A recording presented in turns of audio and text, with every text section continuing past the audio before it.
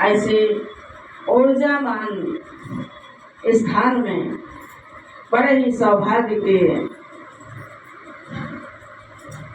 पात्र हैं हम सब जो यहाँ एकत्रित होते हैं। दर्शन करने तो बहुत से व्यक्ति जाते हैं, लेकिन उस स्थान पर, ऐसे ऊर्जामान स्थान पर जब सत्संग की प्राप्ति हो जाए तो सोने में सुहागा हो जाता है। हमारी बहनों ने बड़ा ही सुंदर दर्शन कराया अपने भजनों के माध्यम से। अपने जीवन में अनुभव जो आए उन अनुभवों के माध्यम से हमारे महापुरुषों ने देखिए कितना सुंदर चेतावनी भजन के माध्यम से हमारे बालराम जी ने बड़ा ही सुंदर दर्शन कराया। हमारी बहन ने बड़ा ही सुंदर अपने मुखारबिंद से अमृत वर्षा करी।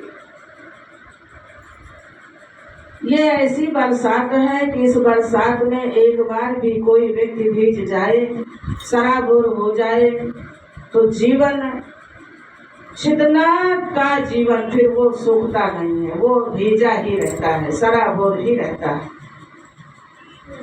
हमारे महापुरुष जी ने भी बड़े सुंदर अनमोल वचनों से दर्शन कराया।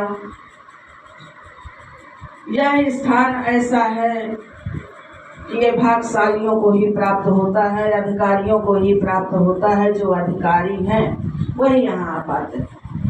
सत्संगत मुद मंगल मूला, मंगलों का मूल है सत्संग, सुखों का खजाना है सत्संग।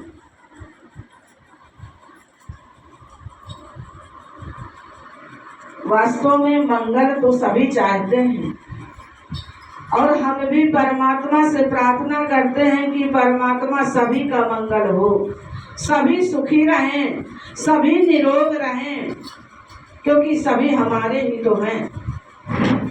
श्री गीता जी में जो अभी श्लोक आया वो श्लोक यद्यपि प्रकट रूप से नहीं कहा गया।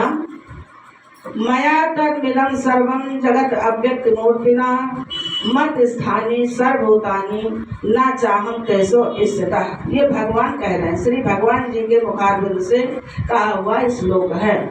देखिए श्री गीता जी तो कहना ही क्या है, यद्यपि हमारे जितने भी धर्म ग्रंथ हैं सब आदरणीय है, वंदनीय है और सब माननीय है, और धर्म ग्रंथ की एक एक अर्धाली जीवन का कल्याण करने वाली है। अब ये हम निर्भर करें कि हमारे में किस भाव से हम उनको लेते हैं। ये भाव की प्रधानता है। जिस प्रकार से बात आई वो सुई एक है, हम ऐसे चलते फिरते बाजार में लेते हैं, किराने के दुकान में लेते हैं, फुटपाथ पर लेते हैं तो वो 1 रुपए की होगी, है वो भी लोहे की, वो भी कपड़ा ही सिलेगी। यद्यपि उस सुई को हम बहुत बड़े मॉल में लेने जाते हैं, बड़े जो शोरूम है वहाँ लेने जाते हैं, तो हो सकता है कि उसी सुई के 100 रुपए हो और हम बड़ी प्रसन्नता के साथ लाएंगे। वो बड़ी अच्छी पैकिंग से किसी डब्बी में बंद होगी, उसका ऊपरी जो दिखावा है, खोल है, जो डब्बा है वो बड़ा सुंदर होगा, क्योंकि वो देखने में आकर्षित डब्बा बनाया गया है। लेकिन जब खोला जाएगा तो उसके अंदर वो सुई निकलेगी, क्योंकि हम सुई लेने गए थे। जिस प्रकार से वो इतनी कीमती सुई केवल वस्त्र ही सी सकती है, ऐसे ही 1 रुपए की सुई वस्त्र ही सी सकती है। ऐसे ही अब बताइए मोल किसका हुआ और बहुमोल क्या है? सुई है। काम की चीज क्या है? सुई। उस डब्बे का मोल कुछ भी नहीं है, वो डब्बा बहुमोल था तो लेके आए। और एक जो कागज में खुशी हुई, कागज में खोस के जो बेच लेते हैं फुटपाथ पे, तो जिस प्रकार से वो कागज निरर्थक हो गया, उसी प्रकार से वो जो डब्बा, बहुत सुंदर जो डब्बा बनाया गया था, पैकिंग करी गई थी, जिसके अंदर सुई थी, वह भी डब्बा, वो पैकिंग उसी कागज के समान ही निरर्थक है, काम की केवल सुई है। इसी प्रकार से केवल और केवल संसार में मानव जीवन प्राप्त हुआ है। संसार के सारे कार्य करते हुए हम केवल हमारे को जाने, परमात्मा को जाने, मैं कौन हूँ और इस संसार में, जगत में परमात्मा की कृपा से आया हूँ, मेरा जन्म हुआ है। सुंदर माता पिता ने हमारा पालन पोषण किया है, जिन माता पिता की कृपा से मैं इस धरा धरती पर आया हूँ, जिस माता पिता की कृपा से मेरा पालन पोषण हुआ है, जिन माता पिताओं ने हमारे को अच्छे संस्कार दिए हैं, उन माता पिता का मैं आभारी हूँ। जिस परमात्मा की कृपा से हम इस धरा धरती पर आए हैं, इस सुंदर मानव जीवन को पाया है, उस परमात्मा के हम आभारी हैं। उनका आभार हम कितनी बार व्यक्त करते हैं दिन में, क्या हम कभी विचार करते हैं? उनका लाखों लाख बार धन्यवाद करें कि तुम्हारी कृपा से हमने मानव जीवन पाया है।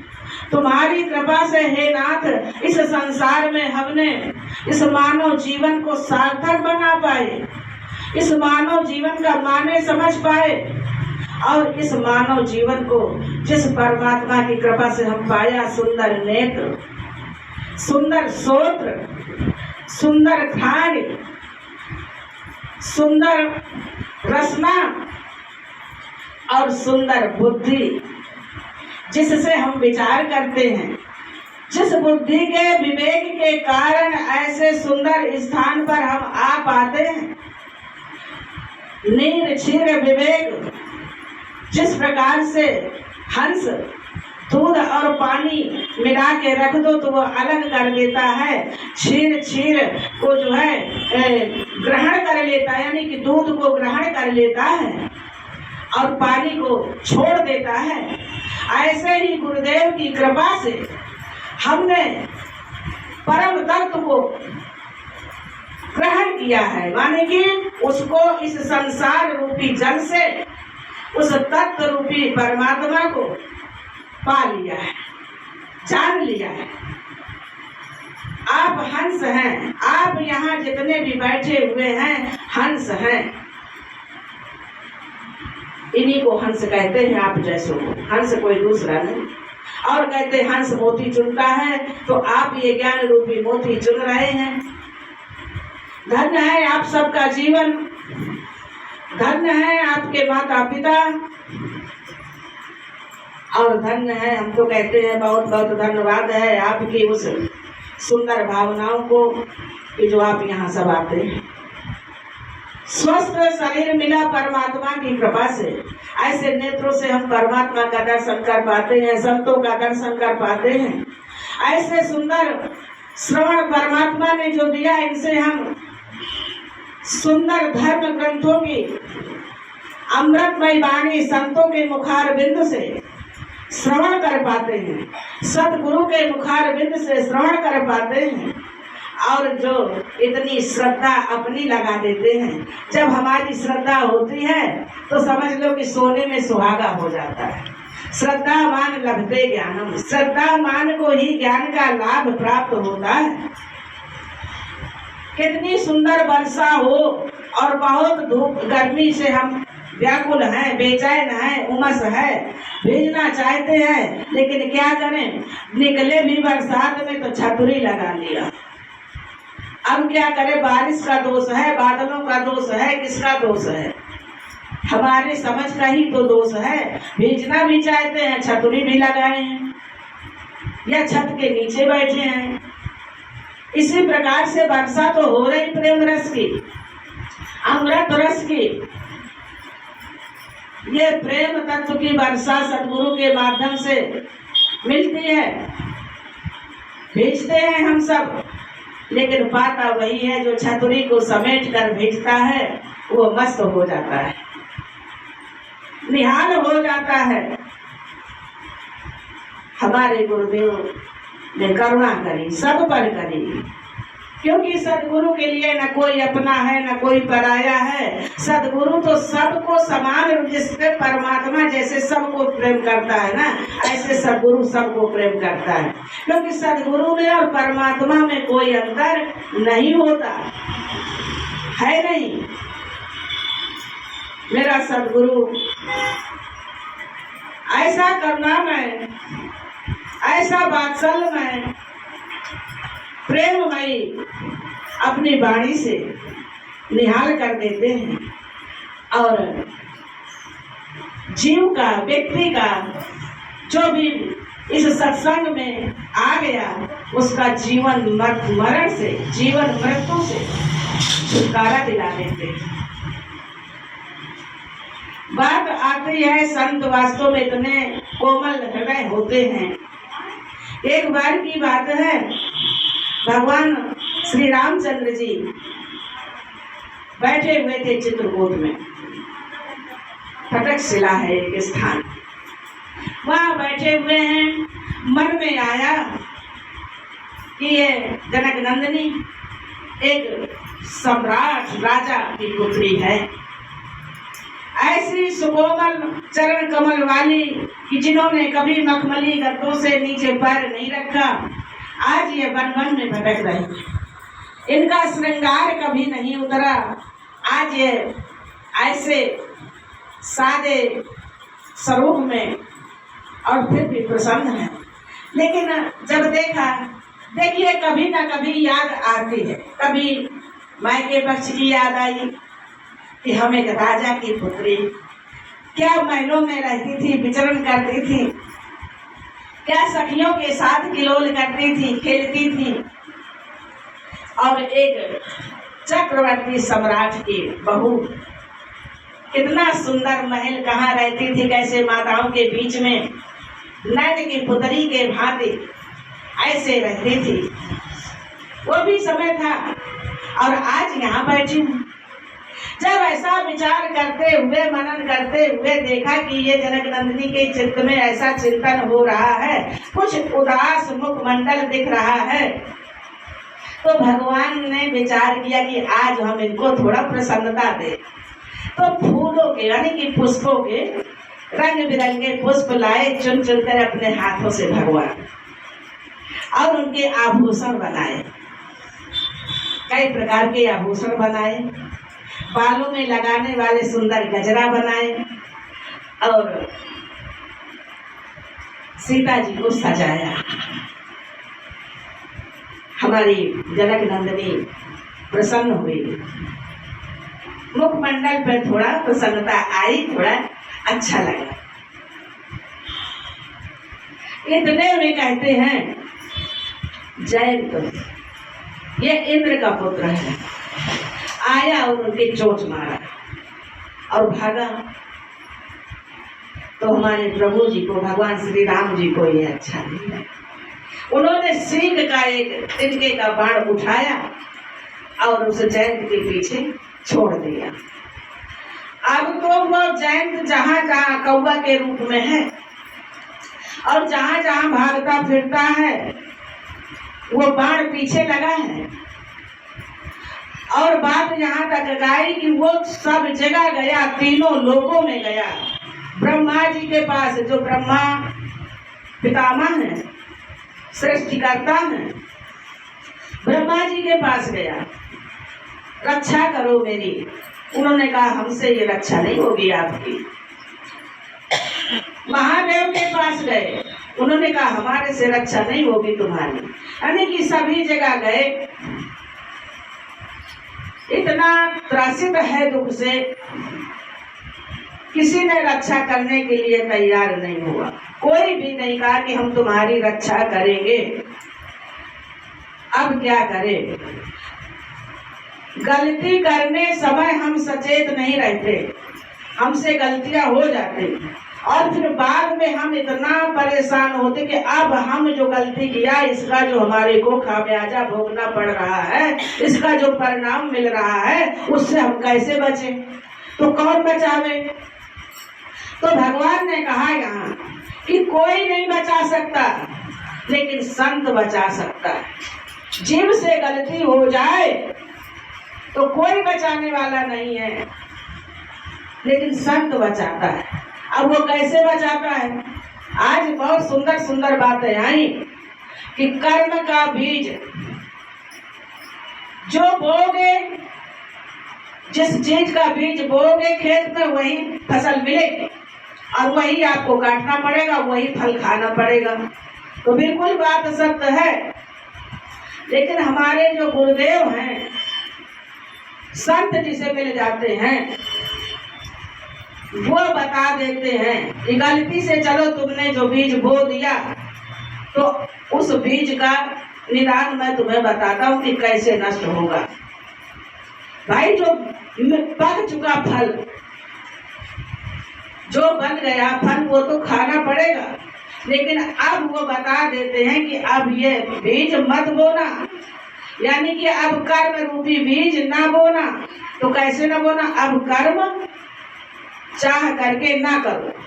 अब कर्म कैसे करो? नमाम कर्मान लिप्यन्ते, कर्म में लिप्त मत हो, कर्म के फल को ना चाहो। और जब कर्म के फल को नहीं चाहोगे तो फिर तुम्हारे को, तुम जब कर्ता नहीं बनोगे तो भोगता नहीं बनोगे। तो कर्ता बन के कर्म ना करो। तो अब जाओ कहाँ? यही बताया नारद जी ने जयंत को, बताया कि जिसका ये बाण है तुम उसी के पास जाओ। नारद देखा बिकल जयंता और लाग दया कोमल चित संता। नारद देखा बिकल जयंता, लाग दया कोमल चित संता। संत का चित्त बड़ा कोमल होता है। संत हृदय नवनीत समाना, और कहा कबिन पर कहा न जाना, निज परताप द्रवय नवनीता। असंत सुदवय संत पर दुख देख संत पुनीता। नवनीत माने मक्खन होता है, और मक्खन को जब गादी में धरो तो उस मक्खन को गादी गर्म लगती है तो वो पिघल जाता है। लेकिन संत दूसरे के दुख को देख करके पिघल जाता है उसका हृदय। तो किसी ने कहा कि संत हृदय नवनीत समाना, लेकिन तुरंत कह दिया कि कहा कबिर पर कहा न जाना, निज परताप द्रवय नवनीता। अपर दुख देख सुसंत पुनीता। दूसरे के दुख को देख करके संत द्रवित हो जाते हैं, द्रवीभूत हो जाते हैं, और उनको ये उपाय बता देते हैं कि जिसका बाण है तुम उसी के शरण में चले जाओ, अभी तुम्हारा कल्याण हो जाएगा। तुम इस दुख से निवृत्त हो जाओगे, तुम्हें दुख से मुक्ति मिल जाएगी। ये बाण तुम्हारा पीछा छोड़ देगा। और जयंत तुरंत वहां गए जहाँ भगवान विराजित थे, उनके चरणों में गिर गए। त्राहिमाम त्राहिमाम रक्ष माम रक्ष माम। भगवान तुरंत कृपा कर देते हैं और एक नयन कर दजा भवानी, छोड़ दिया। परमात्मा ने कृपा कर दिया। ऐसे ही संत हमारे पर कृपा कर देते हैं और हमें बता देते हैं कि तुम अब कर्ता बन के कोई कर्म मत करो, अब निष्काम भाव से कर्म करो। क्योंकि हम क्या करते हैं, कभी भी धोखे से, धंधे से, कभी जो है किसी को 2 रुपए 5 रुपए दे दिया, कभी भूखे को भोजन करा दिया, तो हमारे हृदय में एक अहम बैठ जाता है कि हम आज अगर ये इतना भूखे थे, अगर हम न जाते तो हो सकता है इनके घर में आज भोजन न बनता। तो ऐसा नहीं है, तुम्हारे को भेजने वाला कोई दूसरा है। और बेरक रघुवंश विभूषण, तो वो दूसरा है, वो परमात्मा जो तुम्हारे हाथों से करवा रहा है, तुम्हें यश प्रदान करवा रहा है। तुम्हारे को जस पता है, तुम्हें जस भगवान दिला रहे हैं। कहीं तुम्हें कीर्ति मिल रही है तो कीर्ति तुमको मिल रही है। तो इस प्रकार से संत बता देते हैं कि अभी तक तुम जानते थे कि हम किसी की मदद करते हैं, बच्चों का हम पालन पोषण करते हैं, पत्नी का हम पालन पोषण करते हैं, पति की हम सेवा करते हैं, माता पिता की हम सेवा करते हैं, सास ससुर की सेवा हम करते हैं। हम बना के भोजन ना दें तो इनको भोजन ना मिले, तो ऐसा नहीं है। भगवान कह देते हैं, हमारे भगवान के जो बिल्कुल परमात्मा और गुरुदेव में कोई अंतर नहीं है। गुरुदेव भगवान ही साक्षात ब्रह्म स्वरूप, गुरु ब्रह्मा गुरु ब्रह्म विष्णु।